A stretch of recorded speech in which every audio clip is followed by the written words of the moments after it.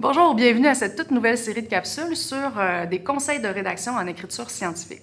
Je m'appelle Priscilla Boyer, je suis professeure au département des sciences de l'éducation à l'Université du Québec à Trois-Rivières et j'ai décidé de concevoir cette toute nouvelle série de capsules parce que je rencontre beaucoup d'étudiants, j'évalue beaucoup d'étudiants et je me rends compte qu'il y a des maladresses dans l'écriture qui sont récurrentes, qui reviennent souvent et qui sont pas toujours faciles à résoudre parce que ça concerne notamment le texte, le contenu lui-même. Tu sais, c'est pas une erreur d'orthographe qu'on peut facilement corriger. Ça concerne notamment la cohérence textuelle. Donc, j'ai décidé vraiment de prendre le taureau par les cornes puis d'essayer de vous donner des conseils dans la mesure du possible pour vous aider à ce niveau-là. Donc, ça s'adresse à tous les étudiants d'essai, de maîtrise ou de doctorat qui sont aux prises avec certains défis liés à la rédaction. J'espère que les capsules vont vous permettre de vous aider un peu. La première capsule, elle est particulière parce que je reviens vraiment sur le concept, si vous voulez, de cohérence textuelle pour savoir clarifier vraiment ce que ça veut dire puis ce que ça implique. Peut-être que vous avez des souvenirs de tout ça, mais on va creuser davantage la question. Et ensuite, les autres capsules vont porter vraiment sur des maladresses spécifiques avec plein de stratégies pour essayer de vous aider à débloquer dans votre texte. Mais avant de commencer, je vous propose de lire le texte suivant avec moi et puis d'essayer la petite tâche que je vous donne, c'est-à-dire de résumer en une phrase à peu près de quoi le texte parle. Donc, je vais en faire la lecture, puis on revient là-dessus. Alors, ensuite, il répondit qu'elle n'avait rien à voir avec cette histoire. Paul continua sa route. Maintenant que les abeilles aiment le miel, allons magasiner. Tertio, vous pouvez vous présenter à cet endroit pour rencontrer Pierre, Paul et Marie. D'autre part, elles n'iront pas magasiner pour acheter des souliers, mais des robes. Tous se demandaient que faire avec cet objet ridicule. Donc, c'est un texte qui est tiré de Boivin, Pinsonneau et Philippe, qui est un ouvrage portant sur la grammaire. Et puis, je ne sais pas si vous avez été capable de faire la petite tâche que je vous avais demandé, mais moi, en tout cas, je suis incapable, même après plusieurs années, de résumer ce texte parce que, manifestement, il y a des problèmes de cohérence à l'intérieur. Si on rentre plus avant dans le texte et qu'on s'intéresse aux connecteurs textuels, donc aux éléments qui nous permettent de faire des liens entre les différentes phrases, on observe que c'est vraiment confus. On commence avec un ensuite, donc c'est contre-logique. On a un tertio alors qu'on n'a pas un primo ou un deuxio. On a un d'autre part alors qu'on n'a pas un d'une part. Et puis, dans les autres connecteurs, si on observe le sens du connecteur lui-même, on a un donc, par exemple, à la dernière phrase, qui n'est pas du tout une conséquence de la phrase précédente. Donc, juste avec ces connecteurs-là, on voit bien qu'il y a quelque chose qui accroche à l'intérieur du texte. On pourrait aussi aller voir les temps de verbe. Donc, dans l'extrait, c'est extraordinaire. Il y a à peu près tous les temps de verbe de la conjugaison qui se retrouvent là. On a du présent, du passé simple, on a même de l'impératif, du futur, du conditionnel. Donc, on se retrouve avec de l'imparfait à la fin. Alors, juste avec les temps de verbe, on voit qu'il y a un problème de cohérence. Donc, même les temps de verbe participent aussi à la cohérence d'un texte. Et puis après, je pourrais aussi m'interroger sur les personnes qu'il y a à l'intérieur de ce texte-là. On commence avec un « il » puis un « elle ». On ne sait pas c'est qui.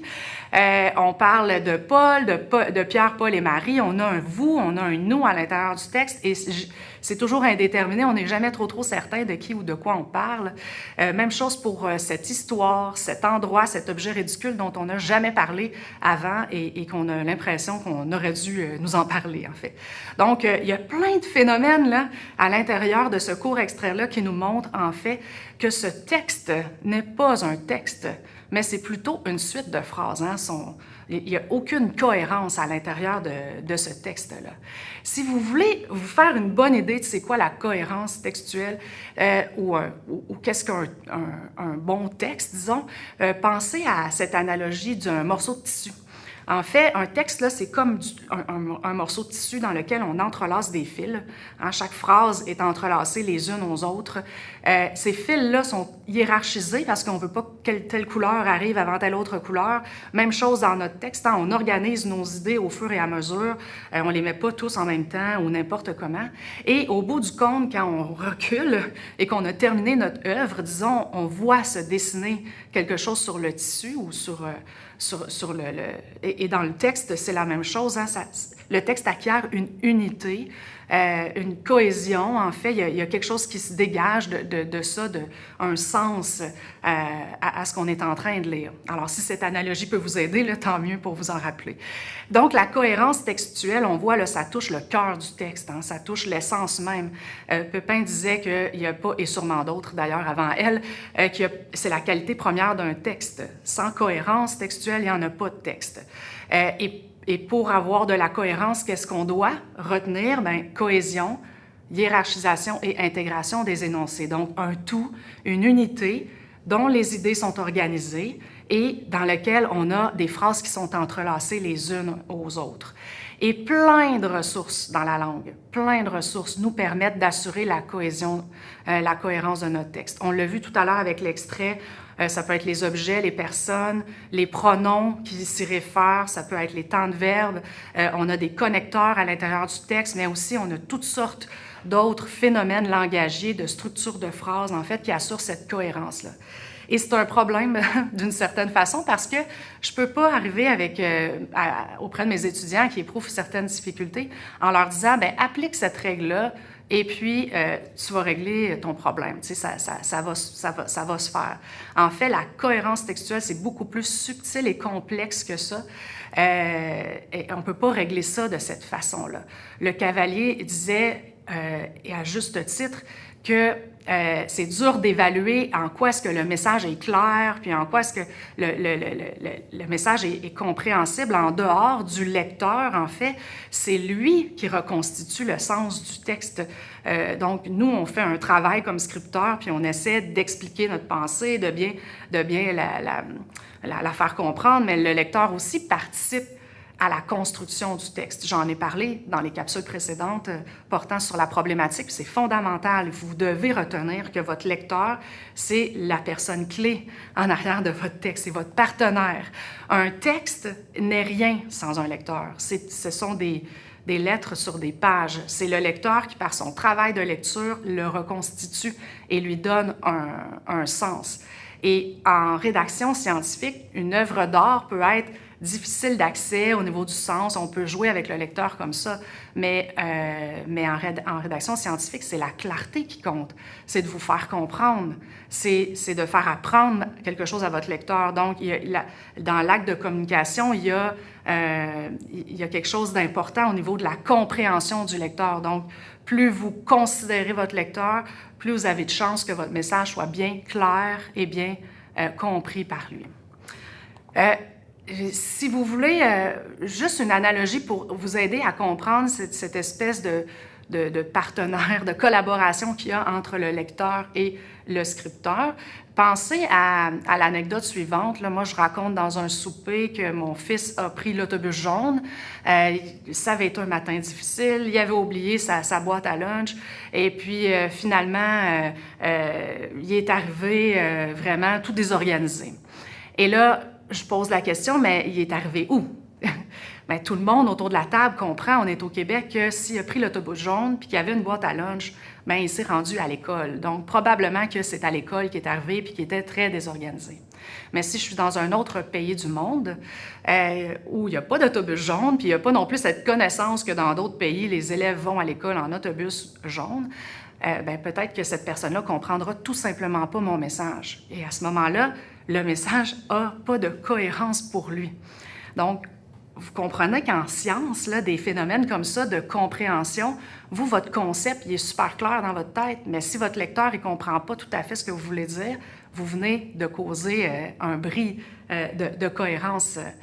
Donc, il faut le considérer, votre lecteur, c'est vraiment un acteur important. Et sachez que, malheureusement ou heureusement, en recherche, le lecteur, parfois, il n'est pas super collaborateur. Donc, notamment en situation d'évaluation, ou si le lecteur commence à lire puis ses attentes sont déçues, hein, la problématique est un peu faible, bon, le cas théorique aussi, mais c'est sûr que tout le reste du projet va être teinté là, de ce premier jugement-là. Et donc, il va probablement être encore plus sévère ou relever encore plus les problèmes de cohérence qu'il y aurait à l'intérieur de votre projet. Mais ça se peut aussi que le lecteur ait des problèmes de compréhension parce qu'il ne connaît pas assez bien le sujet, il n'est pas assez expert, ou que dans votre domaine, il y a des termes qui sont polysémiques que vous n'avez pas clarifiés. En fait, il n'y a pas accès à vos pensées. Hein? On n'est pas dans la conversation de tous les jours où il pourrait vous demander « Attends, explique-moi ce que tu veux dire là. » Impossible. Donc, il faut l'anticiper, le tout. Il faut prévoir dans le texte là, une question du lecteur pour vraiment lui donner tout ce qu'il y a en main pour comprendre. Donc, c'est votre responsabilité de s'assurer que le lecteur a compris votre texte et a compris votre pensée. Donc, c'est votre responsabilité d'avoir une pensée claire, bien expliquée. Je vous donne un exemple pour vraiment comprendre à quel point le lecteur joue un rôle important. J'ai un paragraphe qui est ici à l'écran, qui est un paragraphe tiré d'un texte pour des médiévistes. Donc, je vais le lire. Les arts libéraux sont devenus en quelque sorte essentiels à la poursuite des autres domaines, plus particulièrement le trivium. La rhétorique, l'art d'argumenter, était à la base du modèle d'enseignement médiéval, la scolastique. Pour toute personne qui a étudié en études médiévales ou qui connaît le trivium, ce paragraphe-là ne pose aucun problème de compréhension.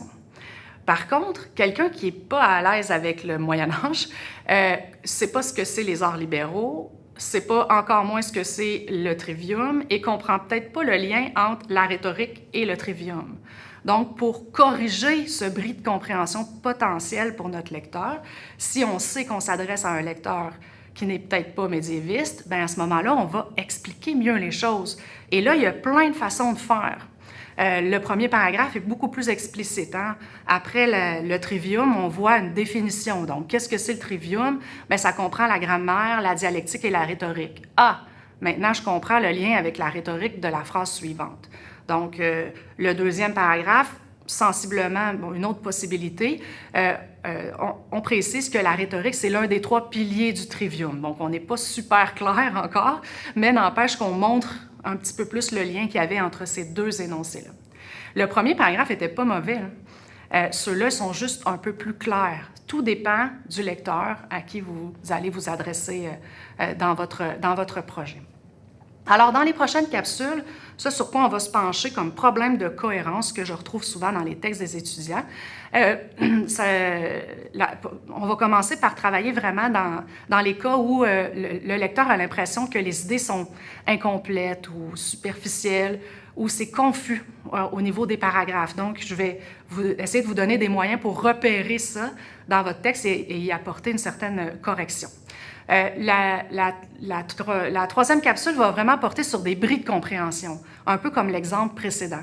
Donc, comment faire pour identifier les bris potentiels de compréhension dans un texte et puis quelles corrections y apporter aussi. Et la dernière capsule va porter sur l'effet courte pointe, hein, patchwork en anglais. Donc, parfois, quand on lit des textes ou on évalue des textes d'étudiants, on a l'impression qu'on a des blocs devant nous, bien construits, mais que ces blocs-là ne se parlent pas. Donc, comment faire pour assurer la cohérence, mais à l'intérieur d'une section ou à l'intérieur d'un chapitre? Donc, pour bien tisser, dans le fond, notre propos tout le long de grandes sections de cette façon. Donc, on va beaucoup parler d'introduction, de conclusion et de tous ces espaces de transition dans le texte où on passe d'une section à l'autre. Alors, j'espère que ces capsules vous répondront à certains de vos besoins. Je vous invite à inscrire dans les commentaires si vous avez des problèmes spécifiques ou que vous aimeriez que j'aborde à l'intérieur de capsules. Je vous invite à le faire et puis ça va me faire plaisir éventuellement d'y répondre. Alors, merci beaucoup et bonne fin de journée.